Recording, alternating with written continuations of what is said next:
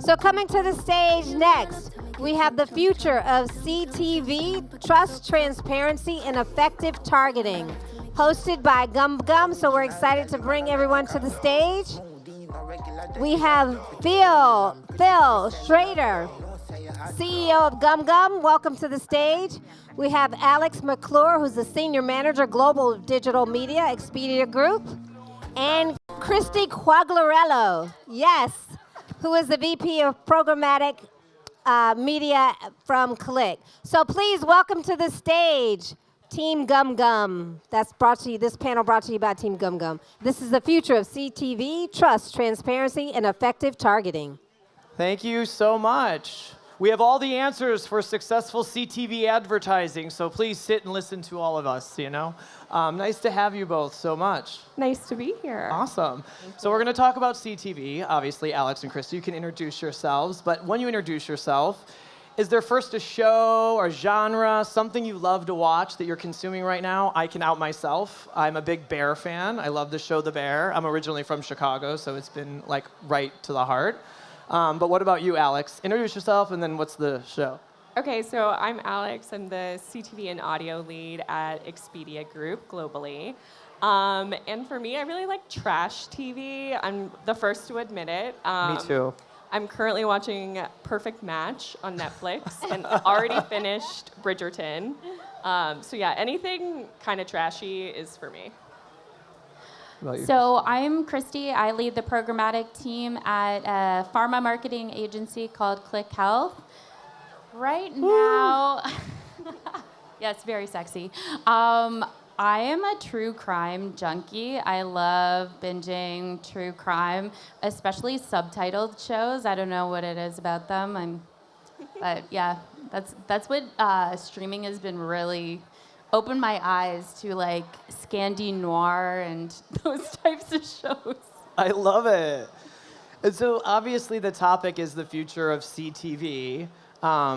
So before we even get into all the nitty gritty of it, I always think it's nice when you can walk through maybe a recent example, a strategy, or how maybe you've recently approached, with Expedia, what have you done recently from an ideation of a campaign? How did you launch it within the CTV environment, and kind of walk through that process? And then I'd love the same for you, as well, Christy, because I think it helped grounds then kind of breaking that down and saying, okay, what and where do we need to go to make those types of activations better, more successful, right, going forward? Yeah, so this isn't necessarily one specific campaign, but last year we recognized a need to kind of bring all of our TV-like environments together. We were kind of optimizing those and running those very much in their own individual silos. But when you think about how consumers are actually watching TV, if you asked your mom, is that a programmatic CTV ad? Is that a linear ad? She's not going to know the difference. So we need to be able to optimize all of those things together. So it started last year, but mostly this year we've been bringing our upfront CTV into programmatic environments so that we can easily optimize between that and what we were originally calling programmatic CTV, as well as seeing those metrics alongside YouTube, because I think something like 80% of our awareness campaigns on YouTube actually run on a CTV device. Interesting. And did you find that initial strategy was built off of the legacy traditional for sure. linear TV kind of model? Yeah, that was just like a natural progression. I think because it was a different type of media buying, our linear team wasn't super comfortable with kind of embracing programmatic. Mm-hmm. And so it was just hard for them to maybe take those first steps. But working with us, the programmatic team, to kind of get that off or onboarded, I guess, has really helped. And they're fully embracing it. They're actively in the platforms now. So yeah, I think it was a natural progression. But hopefully we start to see more things kind of seen all together rather than their individual teams. Got it. And one more question on that. Okay. Is it in the creative? How was the creative all put together for both? Was it is it CTV led? Is it that distribution that's maybe driving the influence? Yeah, that's a great question. I think our CTV, or our creative in general, is usually TV first. Yes. That our creatives, hopefully you've seen them in the wild, but they're truly beautiful. They're just so premium, and they are meant for that TV environment. But I mean, linear TV, like I said, linear TV, CTV, it's still on the biggest device in your living room or in your bedroom. And ultimately, it is. It should all be seen as this really premium content. Amazing. How about you, Christy? So I would say this, I mirror kind of Alex's thoughts there. Pharma has traditionally been very leaned into linear. If you watch live sports, if you watch anything on linear, there's a ton of pharma ads.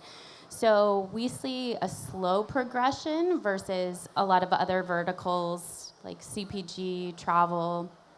So a lot of our clients are very slow to move over to CTV, but once they do, we can really hone in on the targeting. So when you think of linear, it's usually you're buying on a demo, you're buying on GRPs. I've always worked in digital, so to me, anything that's data-driven, where we can talk about specific disease states and target those households is mind-blowing to people. And I think that's where the difference between linear and CTV is. We can be so much more efficient with our dollars, and also just tracking and measurement. All of our campaigns, whether it is digital or traditional mediums, traditional channels, we can attribute those to scripts or reaching that audience, which is unheard of in traditional linear, where you're doing this spray and pray approach. So I think for us, while it's like a slow progression to CTV, once clients are there, it's like, how come I haven't been doing this all along? Because they can just really get really granular with our audiences.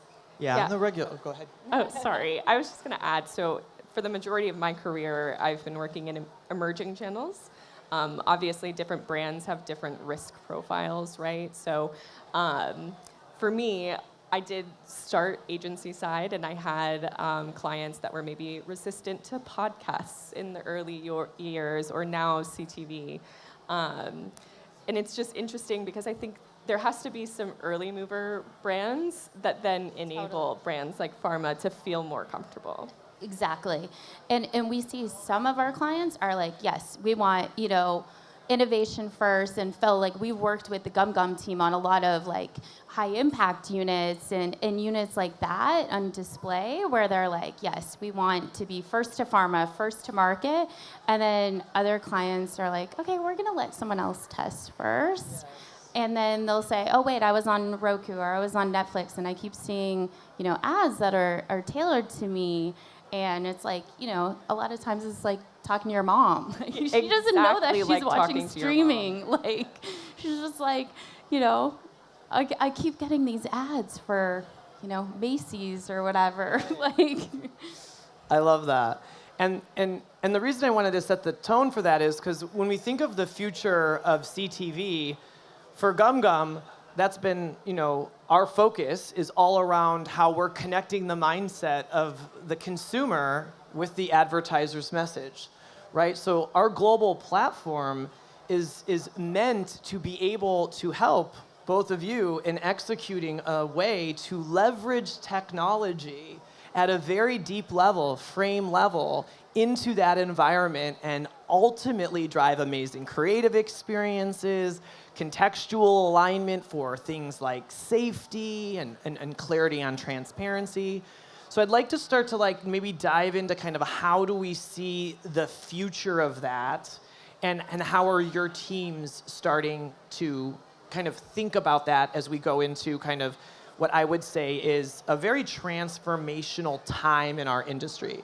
We were both talking backstage. You've both been in the industry for a long time.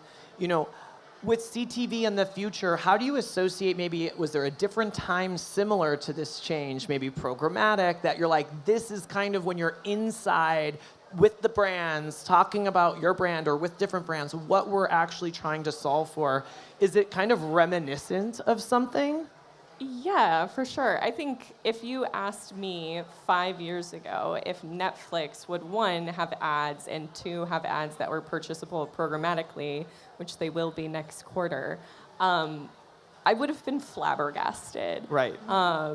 And so I think it's all about, maybe pressure isn't the right word, but encouraging partners to enable the things that we need. At that time, it was programmatic. Now it's about content signals and contextual targeting. So yeah, we have to kind of put the pressure on them for them to kind of unlock the things that we need. Yeah. Any thoughts on that, Christy? And I would echo Alex's thoughts. I think, especially from a farmer perspective, there's so many partners that we work with on, the endemic publisher side think of WebMD, and they were like, we're never doing programmatic. And now all of a sudden, all of these endemic publishers, all of these partners, whether they're on an EHR, which is like basically the software that a doctor is logging into to write a prescription, we can serve ads there now, targeted ads. So I think CTV is getting to that place as well. But for me, I would say back when I started in programmatic, which was 10, 12 years ago, a long time ago. Phil, we were talking about this. Right when you got out of junior high, you're really early, you just dove right in. That's my line I use all the time too, so. But yeah, like we used to run, I was a trader, that's how I started my career, and we used to run programmatic campaigns, and it was just all open exchange, and it was, it would come back to you, and it was like Microsoft 1, 2, 3, XYZ. You had no clue what site you were running on. You had no clue what audience or anything.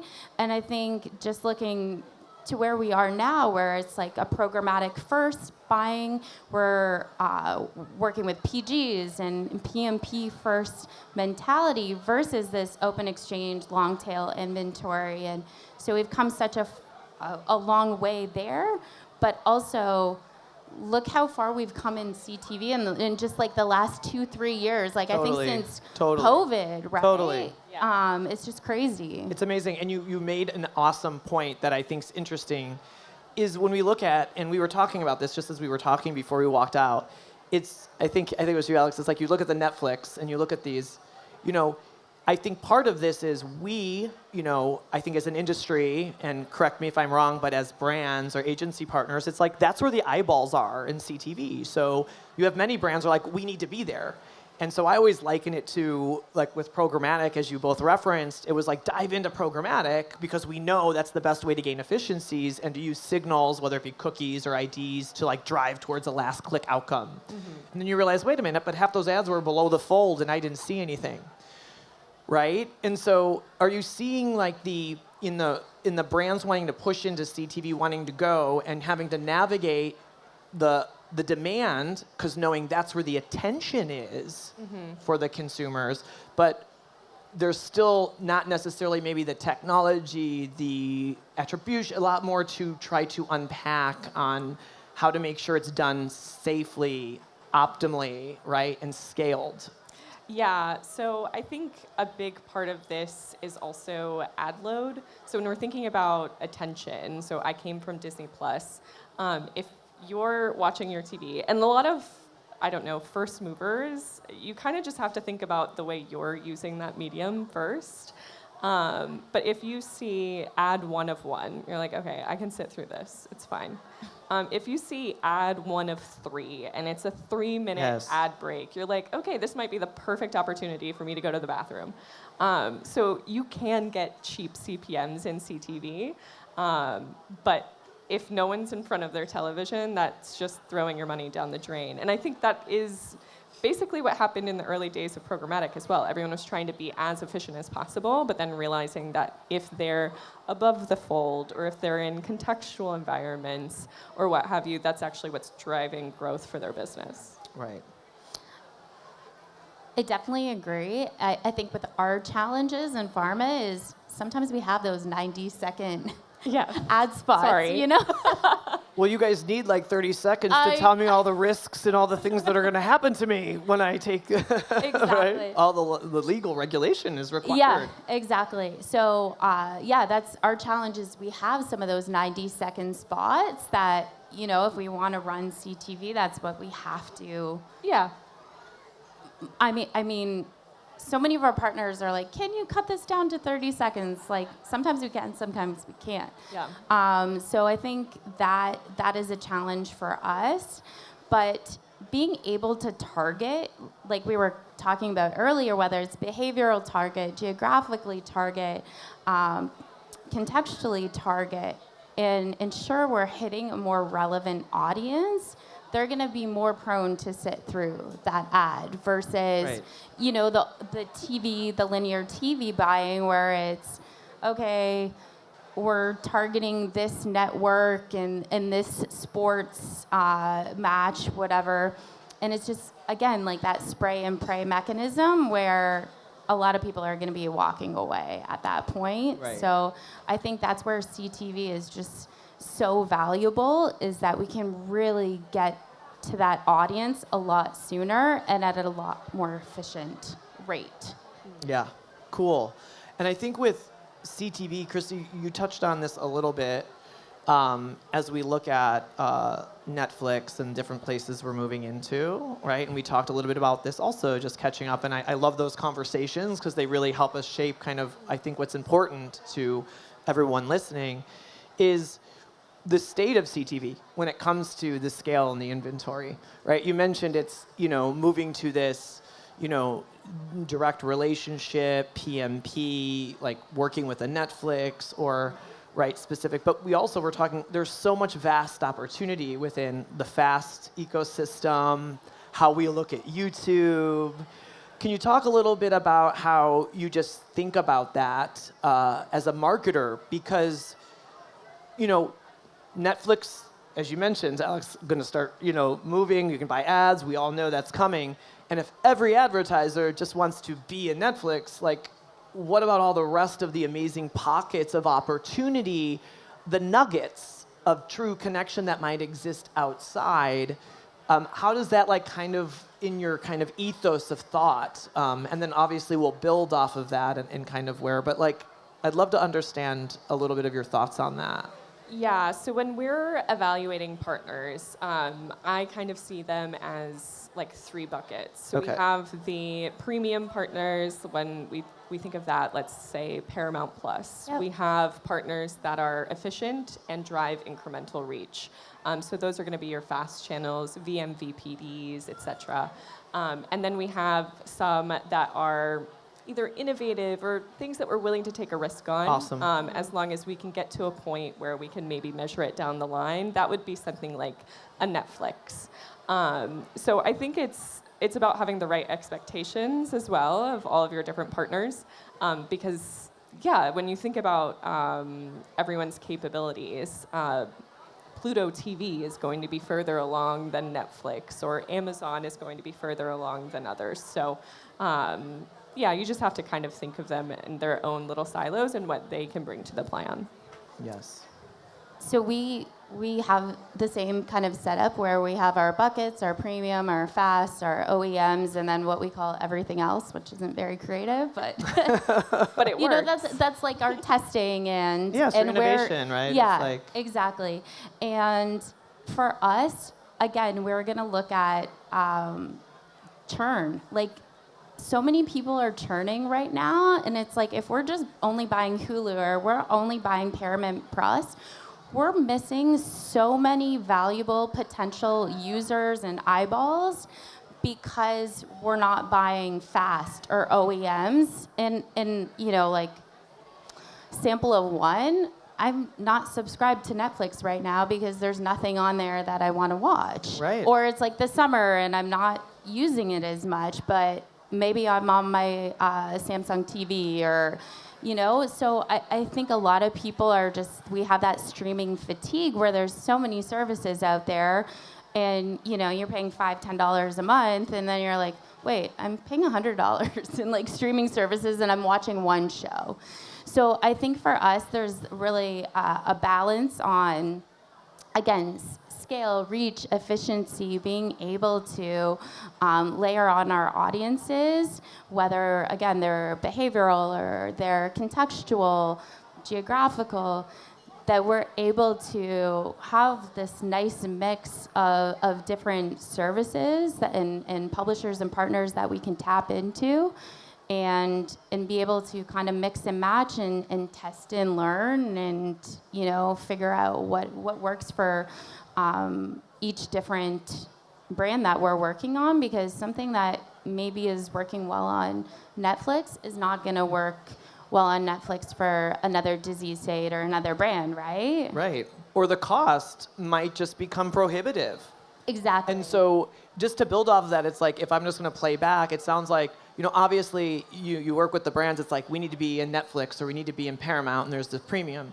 But it sounds like, and definitely challenge if I'm not summarizing this correctly, that's where all the brands are going to continue to go and go and go. And at what point, if you're not thinking about fast, right, free ad-supported streaming content, the Rokus that are allowing a little bit of like not a walled garden and allowing content to come in from different places to access, right, different unique audiences, do you feel you might be really limiting yourself to what CTV can offer if that's just the lane you stay in? Because at some point, doesn't the cost rise because that's where everyone's going, and that ROAS is just, I can't keep up. Yeah, 100%. And I like I was talking to you earlier, it was like we look at like cost per verified patient reach. Right. So I mean, if we're paying $70, $80 CPMs, that directly goes into that cost per. So we need these more efficient channels and more efficient partners to drive those CPMs down. And that's why we haven't even tested Netflix yet, right, because it's just, from a targeting perspective, like it's like buying linear 20 right, years ago. There's no measurement, there's no brand safety, there's nothing. It's just, here you go. Right. And here's our premium CPM with it. Yeah, I think a challenge for me internally is that our brand teams almost exclusively want to be in premium environments. Of course. Yes. So they're like, I want Netflix on the plan. I want Disney Plus on the plan. Hey, I'm guilty. GumGum's here. I walk down this closet. I want GumGum there. I want GumGum there. I want GumGum there. And they're like, wait a minute. That doesn't mean it's the most valuable. Exactly. But you want that, right? As You a have to brand, get them that's how to it kind of feels like special. balance But, that. Yeah. We don't have unlimited marketing dollars, number one. Yeah. But two, you just have to realize that there's incremental reach in going to those areas that are maybe seen as less premium, but ultimately you're seeing that on someone's TV screen. Mm-hmm. Like we're buying on Facebook or we're buying on Instagram, on someone's mobile or tablet device. Yes. Whereas we could be putting our beautiful creative on someone's living room TV screen. Why do we care if they're watching something for free? Exactly. Right? Yeah. Love it. And it was also interesting what you said on just the Netflix example, Christy, is it sounds like also from whether it be pharma specific in what your ultimate goal is, it just comes with rules. Yes. Right? Like, this is how you need to do it. This is what you get. This is what you're not going to get. This is right. And I think that can be a challenge for brands who might not be able to follow those rules or want to be able to explore or do or need different insights, different creative experiences, for example, right? Exactly. Like Alex was just saying, like we don't have unlimited budgets. Right. Do you want 5 impressions or do you want 5,000 impressions for that same CPM?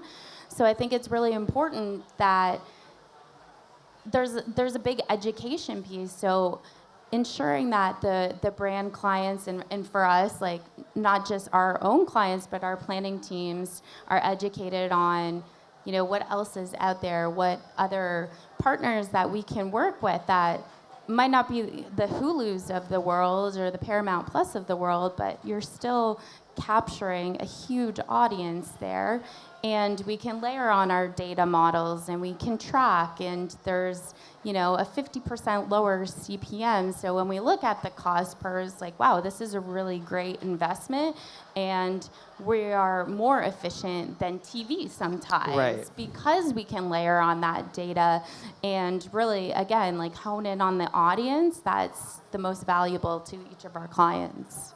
I also don't want to get too hung up on the CPM piece because, like I mentioned love that you earlier, say that, by the way. we'd still need cheap CPM. I was going to say, does that mean our mics? Right when Yeah, I did. we blocked it out. When you said we still need cheap. That's your subtle way to be like, Phil, I'll be talking about pricing with you after. But I mean, when we also have performance CTV live, and interestingly, Disney Plus is a top driver of performance for us. So Amazing. driving incremental return on ad spend. They don't have the cheapest CPMs, right? So as long as we see performance on those either lower funnel metrics or the incrementality that we need, we're willing to pay higher CPMs if we can get what we need. So yeah, why pay a cheaper CPM if you're not going to get iROAS or CPA or whatever it is that you're looking for? It's always like a balancing act, Yeah. right? Like you're always Absolutely. looking at for us especially, we're using third-party measurement, and so a lot of our stuff is so lagging. It could be like 3 months down the road. So we're looking at, you know, Q1, maybe the start of Q2 campaigns, and we need to give it a good time frame to ensure that we're collecting that data and able to measure properly. So Yeah, amazing. And so let's gear towards, you know, a little bit around how then, in an ideal state, we can think of maybe ways in which the CTV future can really help support even some of these things we just talked about, right? So the first thing, let's just touch on brand safety, right? Because I think when you mention going into CTV, so many people are going in, and advertisers, to those PMPs and to those known entities of this is who I'm going to buy and this is where I feel safe. How do you think we get more comfortable, and how are you approaching or thinking about brand safety? Because it's definitely something that is not solved, and brands are struggling with this at scale. How do you think about it? And then we can talk a little bit and play with some thoughts around it. Yeah, I mean, we're still going very much on a by partner basis. So working with partners we trust and giving us the ability to buy in the types of content we want to be buying in. We still don't have the transparency, even in those direct partnerships, on the actual content we ran in, which is a big disappointment. I think, though, I mean, like I said kind of earlier today, it's all about putting pressure. We are a large global business, and we reward partners that unlock those kinds of opportunities for us. And maybe pharma can't be a first mover, but brands like Expedia Group can. And that's what I really, really value about working at a brand like Expedia Group, is that we can kind of use our budget, of course, to our own good, but to kind of propel the industry forward. Oh, I love that. And yeah, we talked about how we're buying PMPs, we're buying PGs, we're never buying open exchange because we just don't trust it. And That's right. I mean, I think with anything, like any digital, we're always very much a private marketplace first company.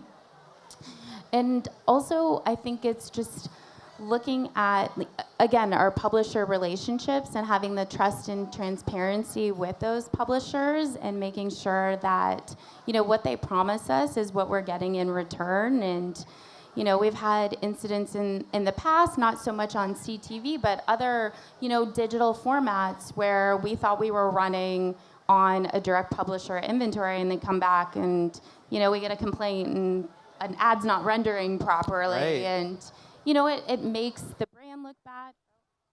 Happened to me too. Cutting out. There we go. Makes the brand look bad. It makes us look bad. Yeah. So we really want to work with our trusted partners. And then, again, like Alex said, like using other brands and other verticals leads, because pharma's never going to be the first to be approved to run something new or test something new.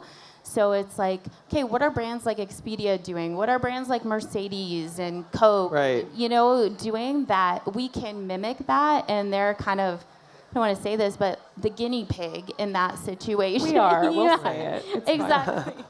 the guinea pig, because even when Netflix and I think it was Disney Plus like first came out, they were like, okay, we're not accepting pharma ads. Okay, let us know when you are, kind of thing. Like sometimes we're sitting around waiting, and that's fine because a lot of times our clients aren't going to be the first ones that want to dip their toes in that water as well. But I think it's working with trusted partners, ensuring transparency, even partners like we have now. Tubi is like, yeah, we can pull some of those like show data for you. And that's great, I think, from an insights perspective versus being able to target.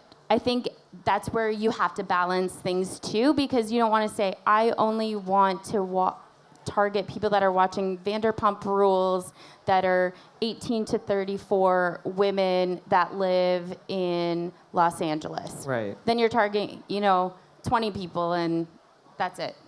Exactly. So I think there's a balancing act that needs to be done there as well. So, Interesting. Yeah. Okay. This mic does work. I think it can get very niche very quickly. But something that I think we really need to kind of capture as like a first step, and this is something that we rely on our inventory partners to do for us. There's nothing that we can do as advertisers, but we need content signals. In basically every other digital medium, we know the kind of content we're running in. I think genre is a good place to start, but it's not good enough. In like digital display or video, you can see exactly what's happening on that page and target accordingly. I want to know what's happening in every single scene, and I want to be able to target accordingly. It's as if you just threw me the softball that GumGum can just like hit out of the park, because that's obviously we believe that too. I mean, if you at the end of the day believe connecting to like the mindset of what your ultimate consumer is experiencing, for us, that's why GumGum is in CTV specifically.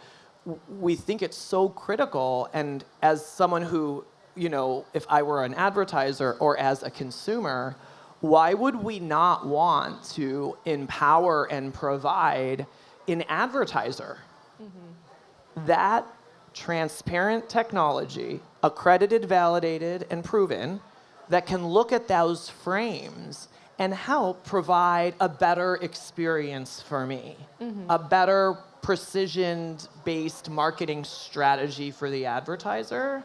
So I love that you said that, because I think that's where things move so quickly. Because I think in display, you're right. Like, no one's just buying the heading of the URL. They might do it a little bit with like their PMPs, but they're still running safety or different like technologies over all of the content, right? Yeah. And so I think it's to that getting to that, because it can fund and feed so much of the strategy.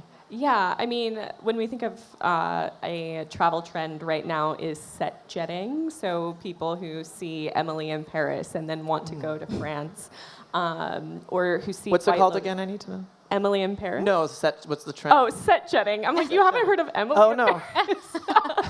Paris? Anyway, or White Lotus, Yeah. really increased travel to Sicily. We would love, as a travel advertiser, to see the content that someone's watching and be able to see, okay, this was shot in Croatia. Let's make sure that Expedia is either the next ad after that or an overlay while they're watching it. Perfect.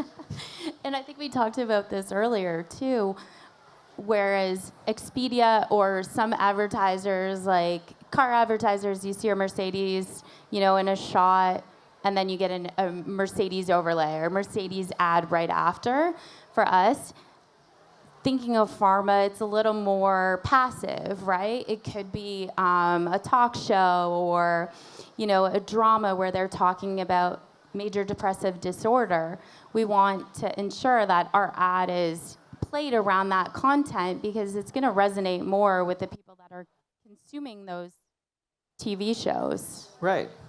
Right, because it's an opportunity to aid. Maybe Exactly. the person watching is going through it, knows somebody, that's why they're staying engaged with that Education, content. right? Right. Do you ever, because I do think that pharma is probably like a tricky one. I've never worked in pharma, but have you ever gotten feedback either from consumers or internally at your brand teams? All right, you can hear me. That kind of contextual layer when you're thinking about like depressive issues. Does that contextual bit actually help, or do some consumers or brand marketers feel that that's like insensitive? So with behavioral, whenever we're running behavioral segments, they have to be like a seed audience with kind of blown out. So we're not like one-to-one targeting Alex, we know everything about your health history and we're going to target you. With contextual, we know that those people are consuming major depressive disorder content, whether it be on an endemic pub like WebMD or on, Vogue. Yeah. So we know that they're in that mindset, same as like we were talking about fashion, Phil. You're getting targeted with fashion ads all the time because you're really into fashion. So it's the same type of thing, and I think like pharma maybe gets a bad rap because, especially in linear, like you watch linear TV, almost every other ad, especially if you're watching sports, every other ad is a pharma ad. So, we're trying to destigmatize that. And, I would rather be shown an ad that is relevant to me. I think there's studies out there, and Phil, you probably know this more than I do, that say, like, the public doesn't mind ads when they're targeted to them or more relevant to them versus, like me being targeted with, I don't know, we were talking about women's sports earlier, this is something that doesn't interest me. We don't hate women's sports. No. but it doesn't, it's not as interesting to me as something else. Right. But I think how we think about this is, it's to that point why you'll hear GumGum, I'll sing it to the rooftops, is around that mindset. Because if I'm in that moment, that's really valuable to me. Like I do, we were talking about, I love fashion, you get this. But then now when I look at in my engagement in digital, that's all you see me as. You've taken this algorithm way too far. I also love fishing, right? And I'm a big fisher person. I was just in Wisconsin fishing. And like, where's all those? Fun. And then I have to relook at things to start to get those proactive kind of valuable ads into the content there.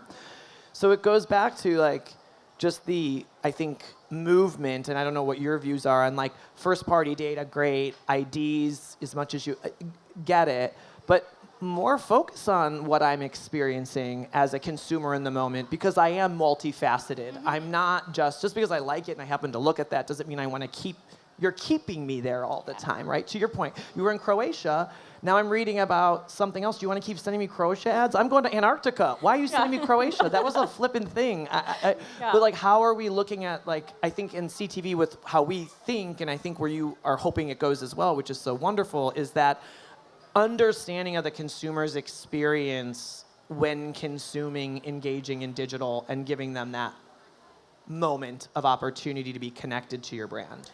Yeah, it's almost like digital stereotyping. Like I don't know, looked at content about fishing once. Yeah. I'm not a fisher, so that wouldn't be hugely relevant to me. So if you've put me into this fishing bucket, for lack of a better term, then I'm not going to be engaging with those ads. And you'll end up seeing them for the next 3 weeks after that. And you're like, okay, well, all I wanted to do was, I don't know, buy a fishing rod for, yeah, exactly.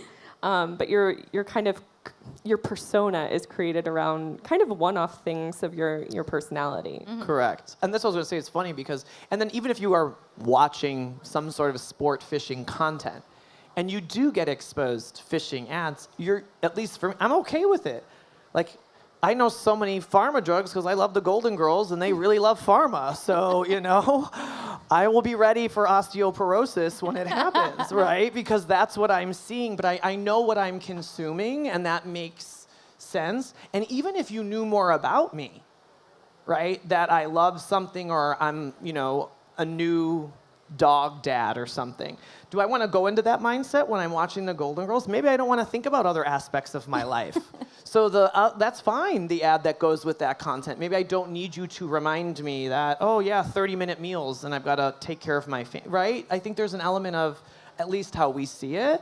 Do you guys see similar or think similar to that? Yeah, like we don't want to overexpose our audiences, right? I think, again, it goes to that balancing act where you don't want to show them a pharma ad or a major depressive disorder ad every single touch point in the journey. You have to be very tasteful, and I think that's the great thing about programmatic too, is where you can, you know, obviously CTV is more of a challenge because you're looking at the household as a whole, but programmatic in general, like where you can frequency cap and really look at the whole experience versus just these silos, right? And I think we're getting better.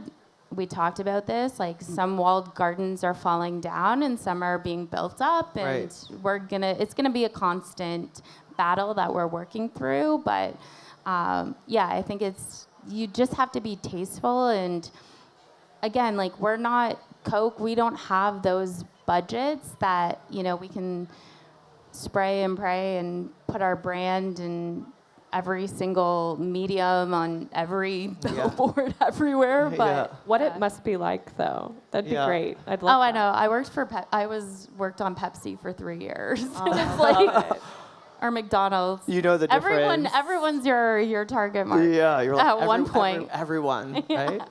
But it makes a lot of sense. So, you know, so it sounds like you know, just to recap this kind of segment, CTV needs to find a way to give more deeper access to the content at the frame level overall, right? Both, of course, for all the reasons, I would imagine, verification, safety, suitability, but also, we talked about this a little, it also, those insights of what's working and what's not working, there's CTV and then new future emerging, you know, environments coming. How are you starting to think about the collective around, say, the strategies cross-platform, right? Because there's still siloed buying, right? There's still, we're going to run this in display, or we're going to run this in video, we're going to run this in CTV. And so when you don't have access to how you mentioned, Alex, like, this is how the technology runs very deep in display. CTV's not necessarily there yet. How do you start to think about the creative brief, how you then target or use into CTV, maybe insights that you have in part of that strategy? Yeah, so I mean, I think most of my role ends up being programmatic, so that gives me kind of a leg up compared to maybe direct advertisers. But when we're working in the trade desk, we get a ton of insights into how the different channels are really working together. We've found that when someone is exposed to a CTV ad first, they tend to actually, their path to conversion is, and I'm going to forget the percentage, so I won't say that, but much quicker than if they were exposed to audio or display first. So we are starting to think about kind of sequencing across platforms, as well as how those platforms all work together. That's not to say that there isn't a place for display. That's all of them working together, and CTV coming first because it maybe has a higher impact on the end user. That's such a great point, just to play. So let's play that back, because I think those are the nuggets. Like, so you just have found CTV exposure drives quicker drive to sales through the other potential channels. Yeah. That connect digitally. Yeah, right? so when you That's think great. about, like, bringing it back to CPMs, unfortunately, but so if you use a CTV ad first, and then you follow up with maybe those more efficient platforms Yes. next, you can start to drive those maybe lower funnel metrics a lot easier, even though maybe CTV isn't directly doing that. It's not a clickable channel. But that's just kind of ways that we're starting to think about that. But we don't have an agency. We work globally. We're one team. It's very easy for us to kind of all work together because I see those people every single day. Yeah. So. And I get excited because it's like if you see that data, what was happening in the environment in that frame? What do you know about the tone, the emotion, how maybe that consumer was feeling to feed then even more precision in the extension into Exactly. display and video Yeah. to get to that quicker ultimate sales lift, right? Yeah.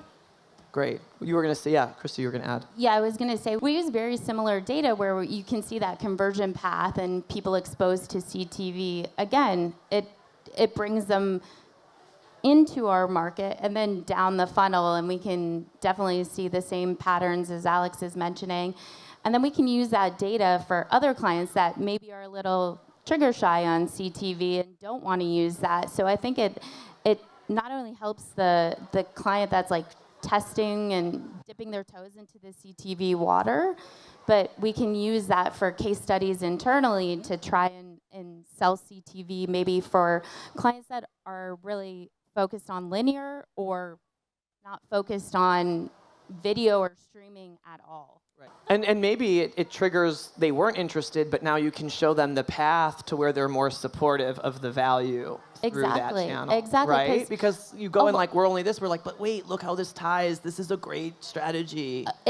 Exactly. And now I think all of the planning teams and all of my team, regardless if a client has video assets or not, we're putting CTV on the plan because we talked about this before. You don't always need a video asset to activate on CTV. That's where I wanted to go as we get closer to kind of wrapping this up is CTV is just like a playground of opportunity. Scary in some cases, which I kind of like scary, super fun. But we've talked about now, right, obviously, strategy. We've talked about where we hope it goes in really advertisers needing to get into those signals to be able to expand more and use that information to be more thoughtful in connection. But you raised the good point I kind of want to make sure we capture is creative. Because, you know, when you look at maybe specifically how we've looked at creative in most of the ethos within our space is they've taken the video asset from linear and it's just now dual into CTV. But, you know, at GumGum, for example, we have tons of like overlay, squeeze back ways that we can allow our consumers to stay engaged with the content. But those aren't as, the freedom of creative innovation and optionality doesn't necessarily exist with those walled premium gardens who are protective or maybe know that this is what they don't want their users to expose.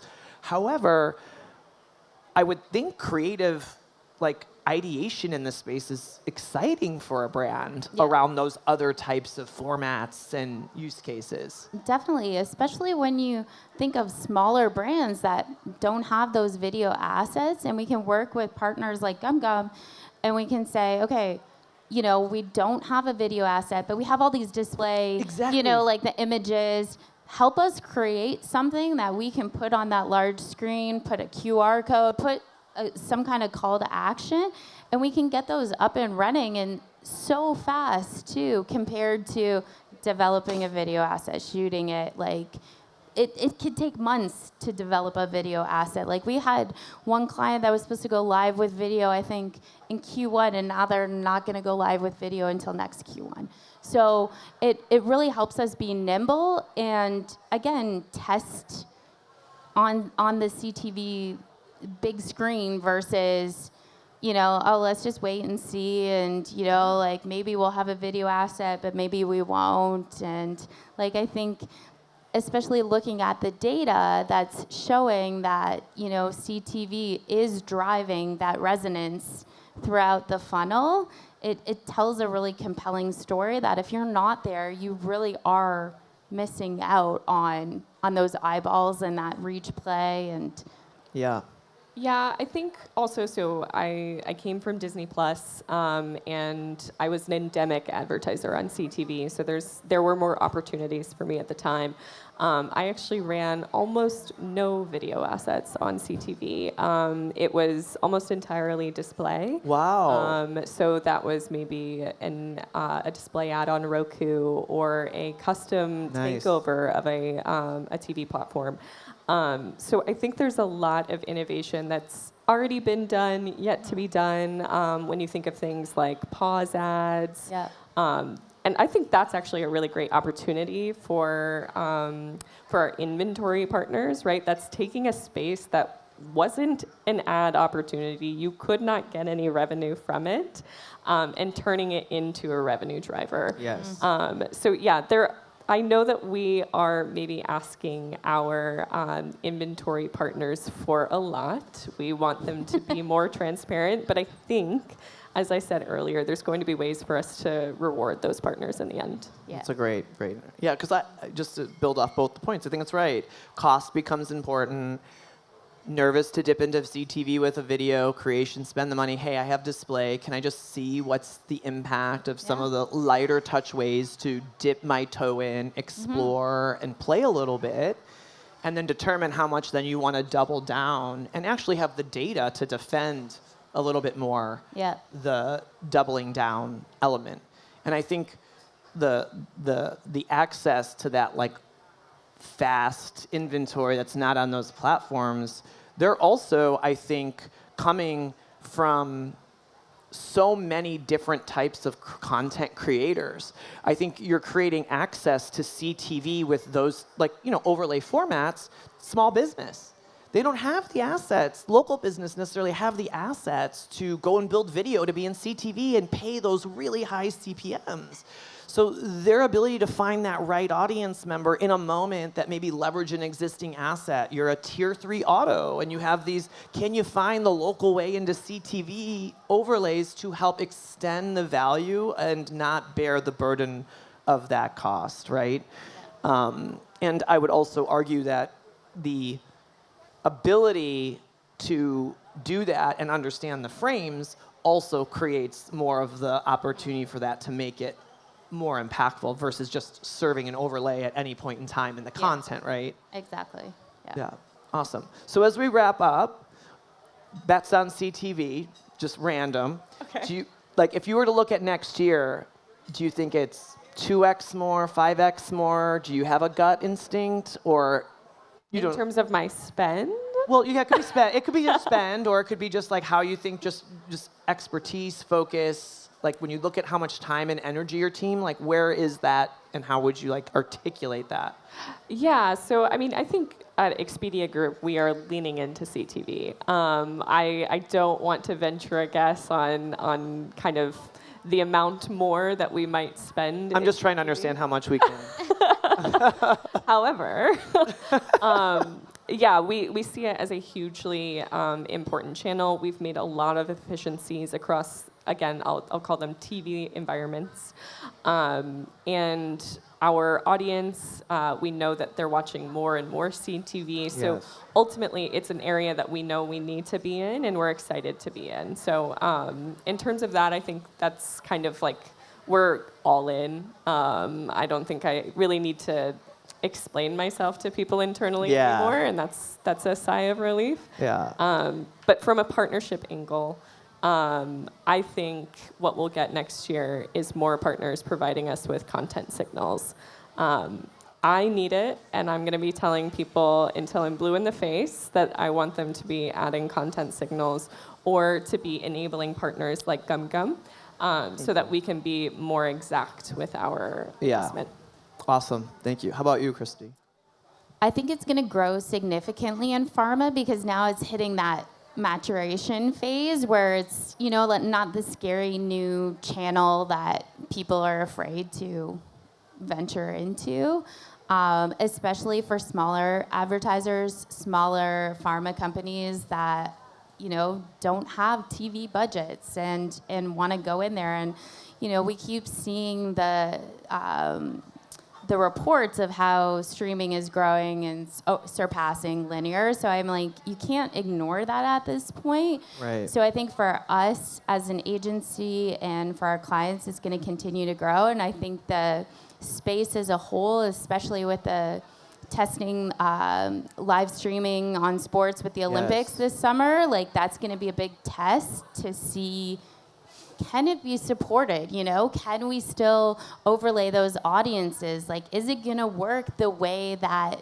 streaming works right now? Is it going to have that same impact? Because then you look at different partnerships, Amazon and Thursday Night Football, and Netflix has signed on some football partnership. Like, you see all these live streaming partnerships that are being struck.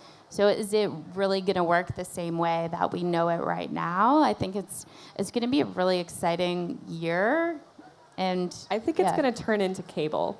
Yeah. So we're already seeing those partners start to do that and kind of create those bundles. I think it's just going to be cable that's streaming. It's inevitable because, like we were talking about earlier, like you have these subscriptions, $5, $10, $15, $20 a month, and it's like, at the end of the month, you're spending the same amount as you were in cable 10, 15 years ago. Yes. My partner works at YouTube TV, so he's like, we're almost the #1 overall cable and moving into it, and they're all CTV, right? They've been growing really rapidly fast right on that. Well, thank you both Christy and Alex. Really appreciate it so much. This was an amazing, fun conversation. Appreciate it. It sounds like, to recap, it's like, CTV is exciting, things are happening, we're a little too niche in what we feel comfortable on because of the limitations in maybe some aspects, creative, maybe data, insights, ways to expand. But it's nice to hear the brands are really open and excited about wanting to explore new ways in creative and are going to push the industry to demand more insight into where and what's happening so that you can make those really sing. I think is pretty amazing. And it's music to obviously our ears at GumGum that the level of that detail is something you expect for safety, for targeting, and ultimately for your consumer connection. So thank you so much. This was wonderful, and thank you all. Really, really appreciate it. Have a good rest of your can.